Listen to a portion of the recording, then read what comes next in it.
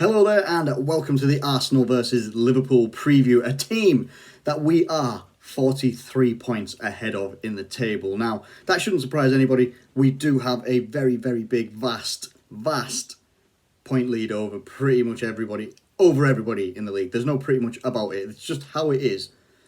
However, if you listen to the fan bases of each Liverpool and Arsenal talk about their football team, sometimes you would feel Arsenal fans thought their team was champions. Genuinely. Their team are gods. Their team are better than everybody else. Lacazette is better than Firmino. Aubameyang is better than Mane and Salah put together. They're really the only two players that I could fairly comment on because the rest of their team just doesn't line up with Liverpool's whatsoever. They really don't. The fact that when they became available for transfer at the times that they did, I would have took Lacazette at Liverpool because at the time he was very, very good.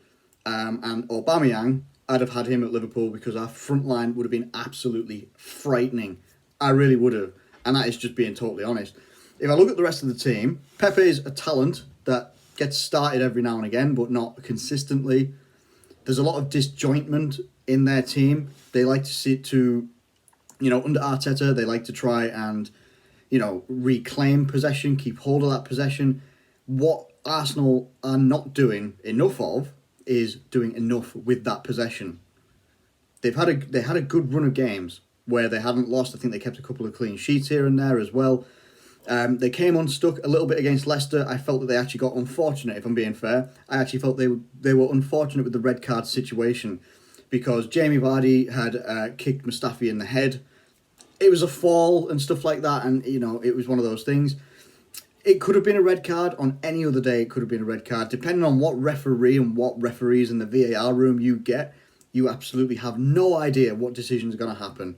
Could have been a red card for Jamie Vardy. Should it have been? Could be considered foul play. I remember Mustafi had stud marks on his face and stuff like that. We've seen. It was a completely different sort of challenge, Mane on Ederson. So I'm not really going to mention it because it was a completely different challenge. But it was something that just came to mind, thought I'd mention it, but it made no sense to in the end. But then they get a sending off for Nketiah, and it was a sending off, and there's not many people, even Arsenal fans, that would disagree with it either. They became unstuck there, finished the game 1-1, and you're thinking, all right, it's against Leicester, they're third in the league at that point in time anyway, they're not anymore. They're fourth in the league right now. Then Arsenal, they went and faced Tottenham. And this is a Tottenham team that are very difficult to watch. Tottenham are a really different... They're just not a nice team to watch. They used to play some nice, free-flowing, attacking football. Defensively pretty good, but creatively they used to be excellent. Now... It's honestly a pain to watch a Tottenham game. And this was kind of similar.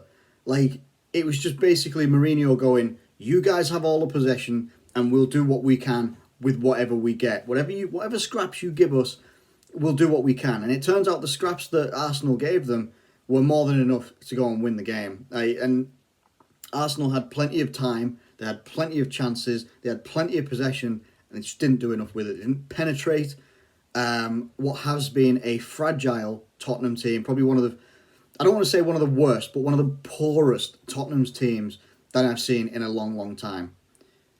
At the same time, this Arsenal team, as a collective, and I have to stress, as a collective, I'm not turning around saying, Aubameyang's awful and Lacazette's awful and all this lot. I'm saying, as a collective, it is not a good Arsenal team. It just isn't. And I'm not setting myself up for a fall here, if they come out and they get a result against us, because it's just a fact.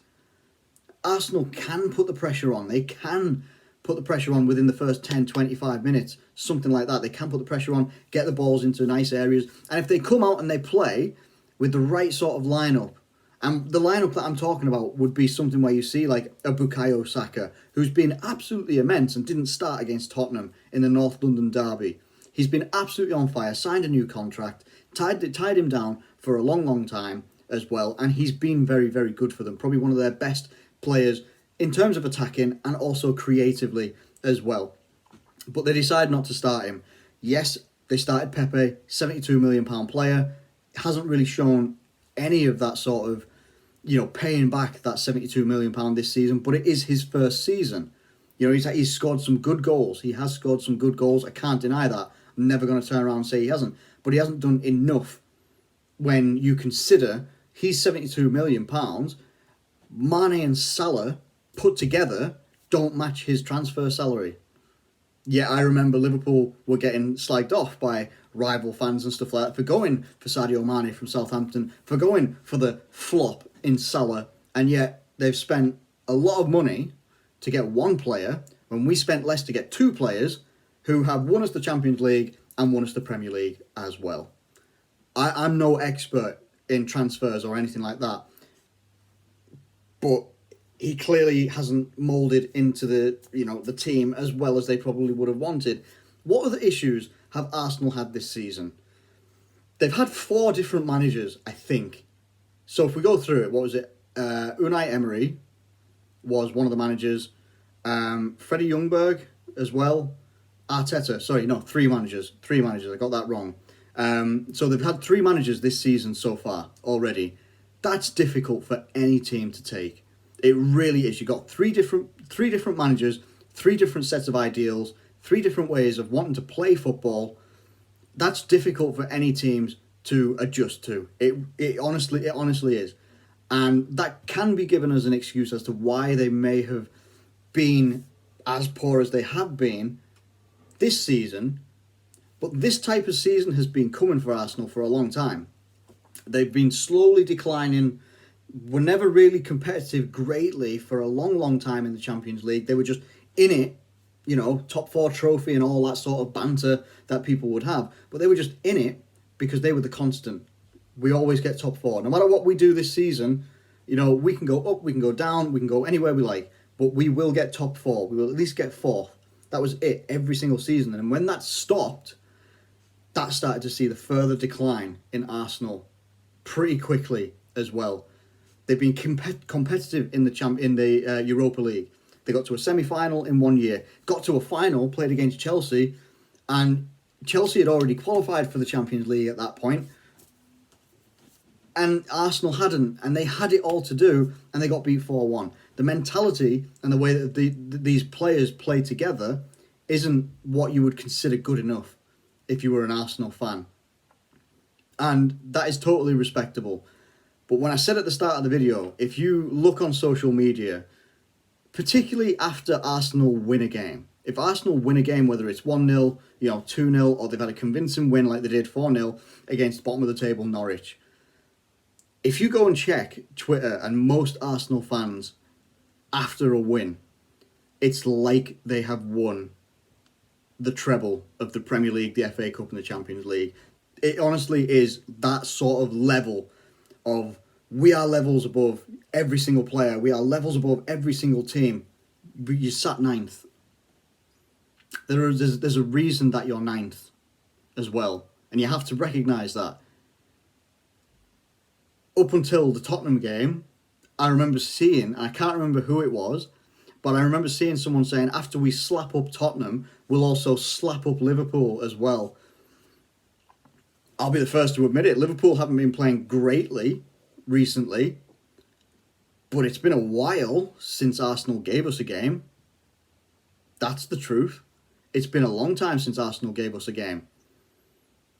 You leave gaps open or play any way like you did defensively against Tottenham with our forwards. Arsenal can't defend like Burnley. They can't defend like a Sheffield United. They can't defend like any of those types of teams that defend well. They take pride in their defending. You can't defend like that.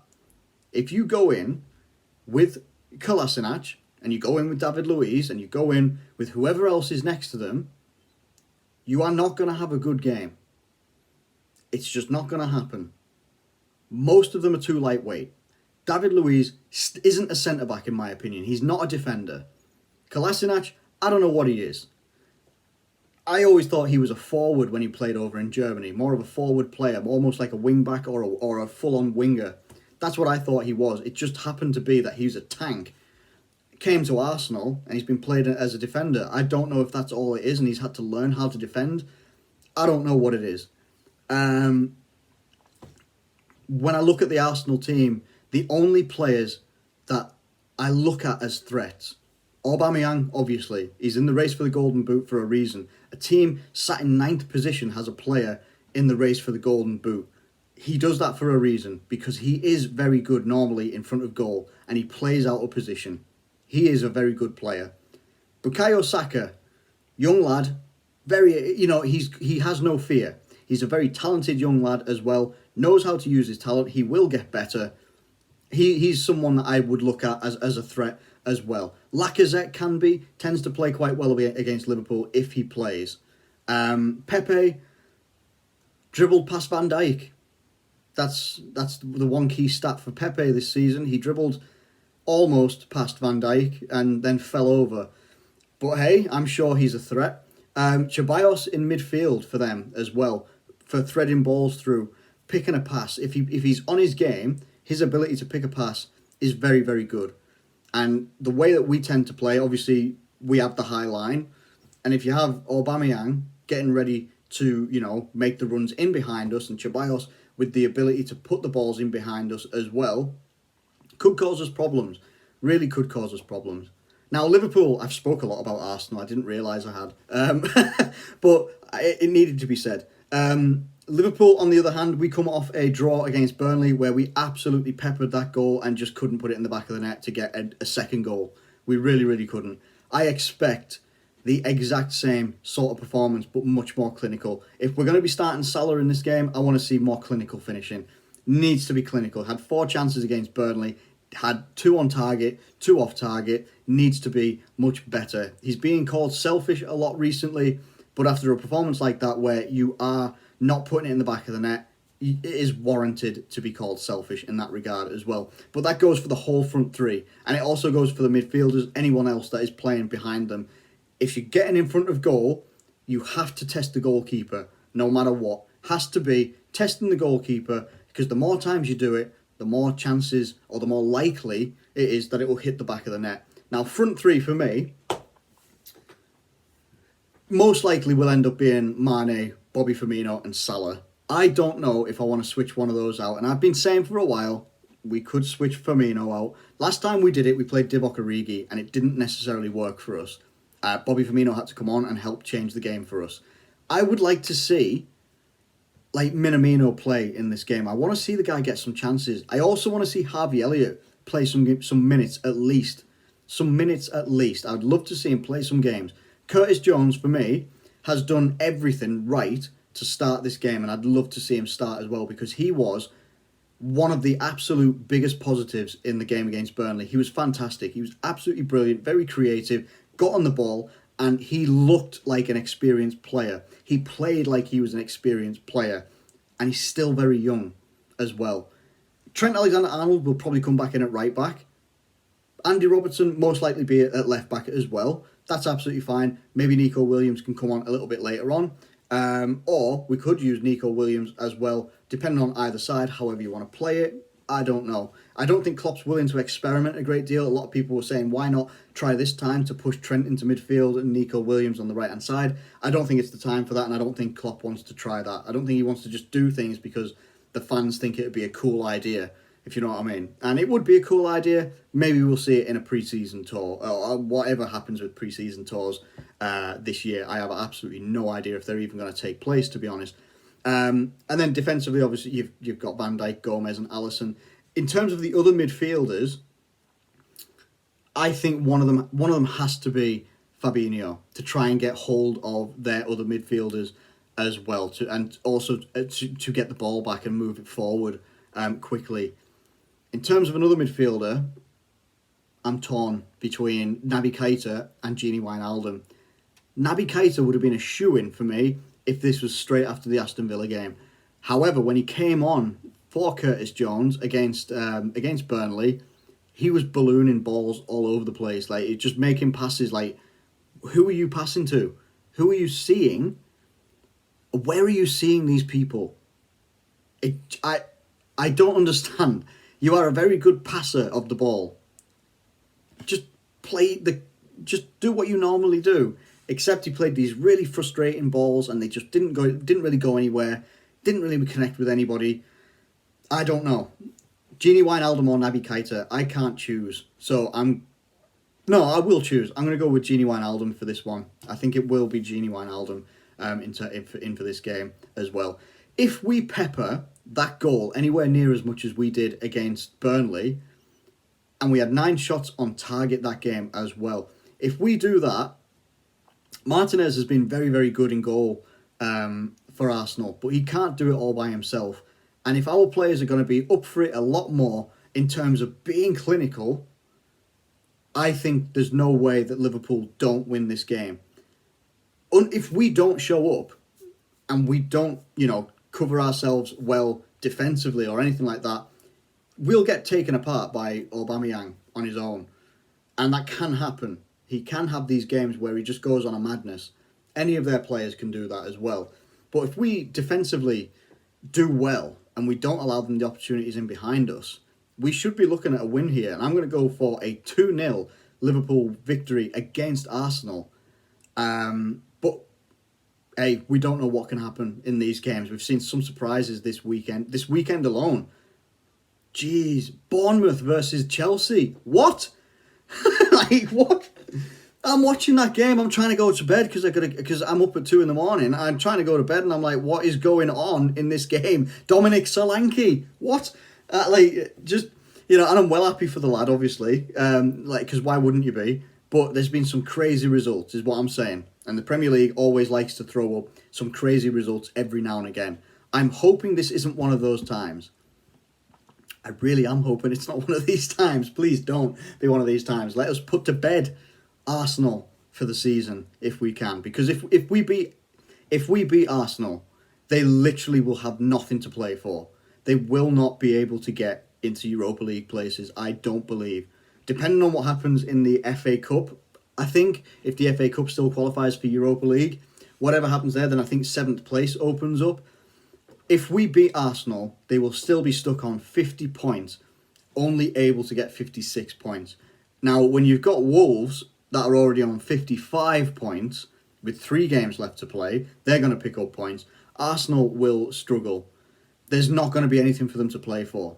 So, I don't know. This game could actually take Arsenal out of European football competition for next year in general. And I've only just realised that. So, listen, we'll see what happens. I'm going for a 2-0 Liverpool win. A very positive performance, I hope. As long as we defensively look after ourselves as well, because we can't. Arsenal do carry their threats, despite what I've said about them in this video as well. But hey, let me know what you think in the comments below about the Arsenal game. We play on Wednesday night. I am hoping that I can sort of watch it and stay awake and stuff like that, but it's going to be a struggle. It's going to be a massive struggle to actually stay awake for that game. But yeah, we'll see what happens. I hope you guys are having a good day, whatever you're doing anyway. Let me know what your thoughts are in the comments below. If you're an angry Arsenal fan or a happy Arsenal fan or a joyous Liverpool fan as well. Let me know what you think in the comments below. Thank you ever so much for watching this video. If you have enjoyed it, please do like it and subscribe if you're new around here. Thank you once again, and I'll catch you later.